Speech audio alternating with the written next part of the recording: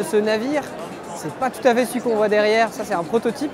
C'est un navire qui va faire 35 mètres de long et qui va être une sorte de laboratoire du recyclage plastique.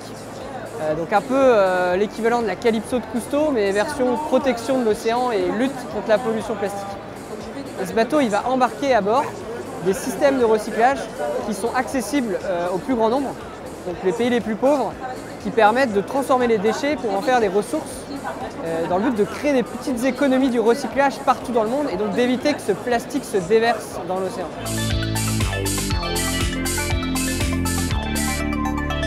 Voilà, alors le bateau, on veut qu'il soit vraiment un démonstrateur de solutions concrètes. Et donc, on va à chaque escale récupérer du plastique, des déchets plastiques dans les villes et les transformer à bord pour montrer toutes les possibilités. Donc, faire des matériaux de construction, recycler le plastique dans un premier temps. Et pour tout ce qu'on ne peut pas recycler, le retransformer en carburant.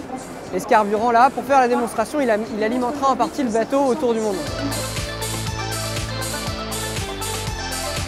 Alors le bateau, il va partir fin 2020 pour 3 ans d'expédition et il partira en Afrique, Amérique du Sud et Asie, qui sont les 3 continents les plus touchés par cette pollution, donc des endroits où il y a très peu de traitement des déchets et donc où le plastique s'accumule dans la nature et au premier coup de vent se déverse dans l'océan.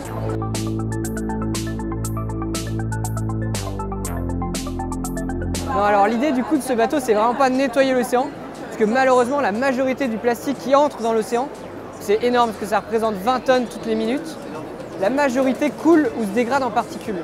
Et donc le but, c'est que ces systèmes-là qui sont très simples, qui sont peu coûteux, on a décidé de ne pas poser de brevet dessus, donc de les rendre open source, ce qui fait que chacun va pouvoir les reconstruire, les réparer si ça tombe en panne, et surtout les améliorer pour qu'ils soient adaptés à chaque contexte, parce qu'on ne va pas avoir les mêmes besoins en Afrique ou en Asie.